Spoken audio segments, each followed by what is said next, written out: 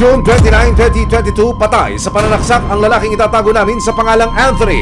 Ang kinakasama niyang si Divina, nakaligtas ng makiusap sa mga lalaking nanloob at dumakip daw sa kanila. Bigla na lang may pumasok sa bahay. Nagulat ako na may nakatutok na sa kanyang baril. Nasa yung isang lalaki ay umakyat na kinuha na yung mga papeles po namin sa loob ng cabinet. Pagbaba ko doon sa store, nakita ko na po yung partner ko na may tape sa mukha. Pagkababa ay piniringan na rin si Divina at isinakay na sila sa sasakyan. Nakakot na ako. Sobra ng ko na naibulong ko doon sa partner ko na patayin tayo. Sa halip na sa presinto dalhin, sa isang masukal na lugar daw sila ay binaba ng mga lalaking nakatago ang muka. Yung dinig ko, yung nilahat. Nakiusap ako na wag kami patayin. Sinaksak na siya. Hanggang sa nakiusap ako sa kanila na dapat ko nila ang buhayin. Kasi may mga anak ako. Dinala ko kasi nakay na kami sa sasakyan. Nang magbaba ng mask ang mga suspect sa sasakyan, namukaan daw ni Divina si Joshua, hindi ng tunay na pangalan, ang kasalukuyang partner noon ng dating asawa ni Anthony. Hanggang sabi po sa akin na, sige, huwag ka magsusumbong. Hanggang sa naibaba nila ako doon sa gas station. Dumiretso na raw si Divina sa pulis para humingi ng tulong. Dito na raw sila nagkita ng anak ni Anthony na si Irene at sabay na silang nagpunta sa crime scene.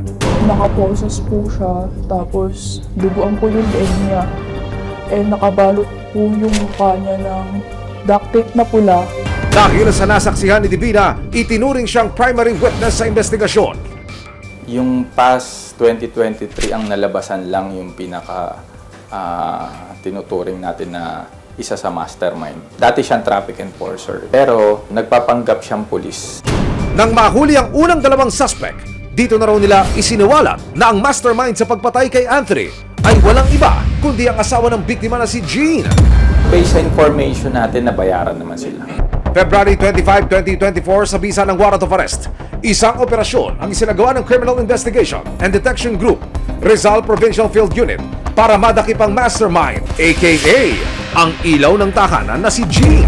Tol, yung subject na punta na dyan, nakapag... Ito na. Sa loob natin. Baba!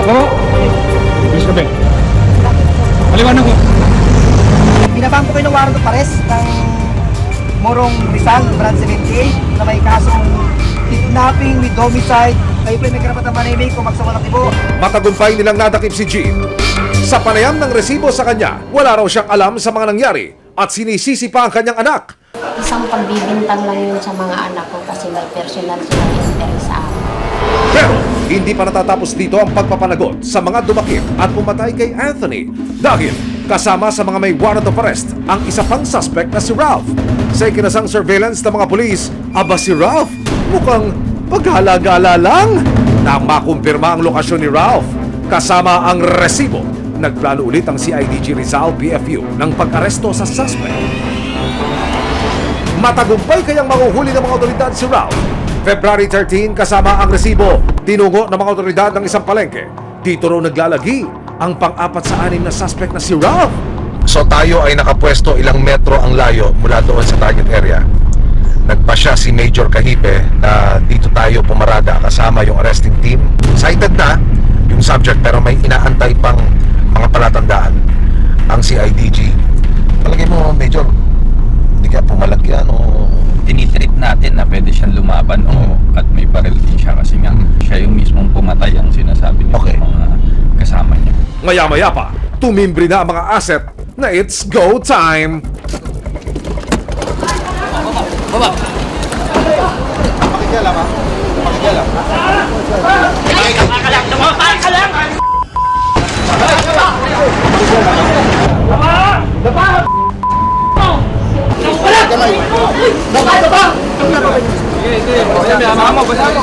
Inaaresto kita sa bisa ng warrant of arrest sa kasong kidnapping with homicide. May karapatan kang manahimik kung magsawalang ibok. Back to office tayo para rin umusad na itong kaso at magkaroon na ng hustisya para sa pamilya nitong mga biktima. Pinakita mo sa akin yung cellphone, mayroon nga, nagme-message sa iyo yung kaanak. Oo. Mabilisan ang pagdala ng suspect sa CIDG Rizal. sa panayam ng resibo sa suspect na si Ralph, aba, walang alinlangan niyang kilanta ang pangalan ni Gene. Siya talaga ang mastermind po. Pumunta sila sa bahay. Sabihin, may lupa doon sila sa bundok, magtatabas daw kami. Opo. Yun pala, sinurbe nila yung kung saan nila itatapon yung tao. Bali, ang nahuli natin ay 4 na. Meron pang 2 pero hindi na siya naisama doon sa kaso. Kinasuhan ng kidnapping with homicide ang mga suspect at kasalukuyan silang nasa kustudiya ng CIDG Rizal PFU. Kung mapatunayang may sala, naharap ang mga suspect sa reklusyon perpetua o habang buhay na pagkakakulong. Dahil sa nangyaring krimen, sukdulan daw ang galit ni Irene sa kanilang magulang. Hindi ko na po talaga siya nakikita as my mother. Ang mensahe naman ni Irene sa kanyang namayapang ama. Kung naririnig man ako ni Papa ngayon, magiging matatag at matapang ako. Kagaya ng mga tinuturo mo sa akin.